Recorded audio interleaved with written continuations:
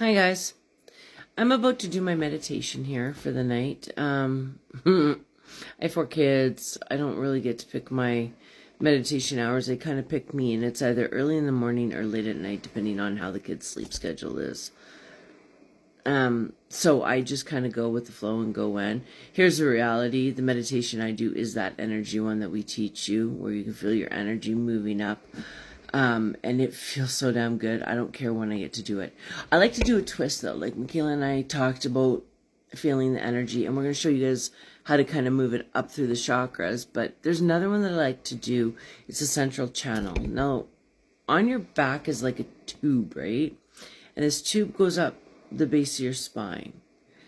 I like to imagine when I'm doing my energy, my meditation, it's starting at my feet as always, and then usually I'll do kind of like a grounding for it, where I imagine the roots going down to the Mother Gaia, just because to be grounded, trees sway, they don't break, right? So I just feel safer. I don't know why. Anyways, so I do that, and I move it all the way up, and I get it going to my root. And I will usually sit up for this one when I'm going to do the central channel, because I can feel it more, and I'll get that energy moving into my root, and you can really feel it. Like I close my eyes and I put my energy where my root chakra is, right? So for guys, it would be like your taint. It'd be right between your balls and your ass, and for girls, same. And you can feel it. Some people imagine the color red and all this other shit. You don't need to do it. You can actually feel the spot if you put your focus and your attention on it. Then you start to get like this warm glow. Okay, so I imagine that energy building, and then I move it up through my tailbone, and I move it up into that. I imagine about a tube about that big, but you can do even smaller. Like I do about that big, but some people I've known have done really small.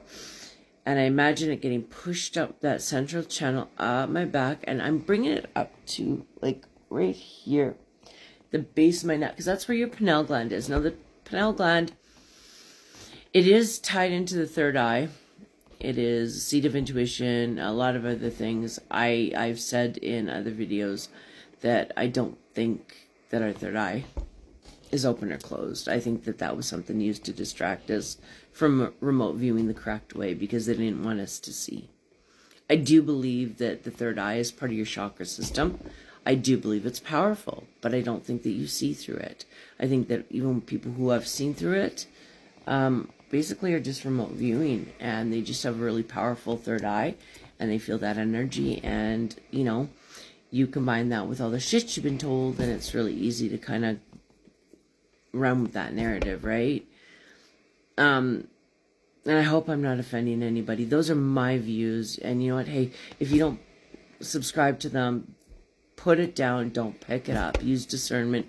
Pick what feels good and right for you, and run with that. You don't have to listen to it just because I've said it. That's just what I happen to believe on that one. So I'll push my energy all the way up through my central channel on my back, all the way up. And when I do it, sometimes it's really easy. It's a good day, and I can kind of just feel it flowing up nice and slow. It always goes slow. Nice and slow, going all the way up. And I'll get it up to the pineal gland. And then I'll imagine it kind of exploding out. Like a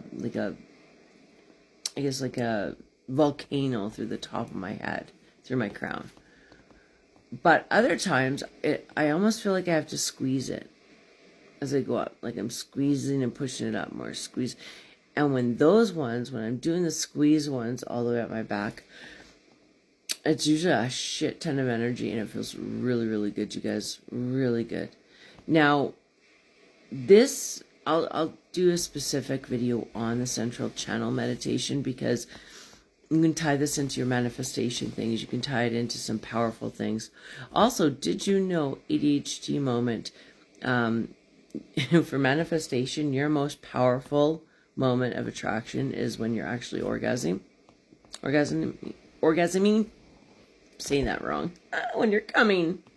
That is your most powerful moment of attraction, because you are, I'll actually go through that too, but it's true. To ask, if you could ask in the moment where you are releasing Your manifestations are so freaking quick and they're so strong, and 90% of the time you get exactly what you're asking for immediately. I don't know if you can see the picture behind me. My beautiful, talented daughter, Michaela, drew that along with the other ones. She is so gifted in so many ways, as I'm sure most of our children are, right? And even if they weren't, if it was stick man, I'd still say she's gifted. Look at her go. It's your kid. You're a shit parent if you can't see the gift, right? Even in the most mundane. So, anyways, that's a little tip and trick for tonight. I just wanted to pop on here. Michaela and I didn't really do much today on here.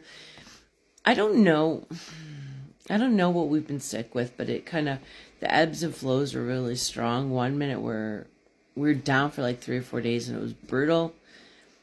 And then we started to feel better, and then we went down for the count again and started feeling better. So it's kind of the ebbs and flows have been ruthless. And then we've had some other things go on in the background, some pretty serious things that I'm not going to pull onto the channel, but it's kind of affected, the energy flow and that. So I'm going to give her a minute of grace here if she needs to tap out for that second and do her thing. And you guys get boring on old me at 3 a.m. with meditation talk. Anyways, I hope you guys are still watching. I hope you guys are getting something out of the content. Please, suggestions below if you want us to change it up in any way, if you have any ideas. I'm sorry, it's 4:44. Angel number. Somebody's watching. We can do angelic numbers one of these days too. Any suggestions, tips, hints, anything you want to teach, if you want to come on here, please do. Our main core channel was supposed to be YouTube, where we build the community and we bring people on who want to teach and stuff. And that's still the plan.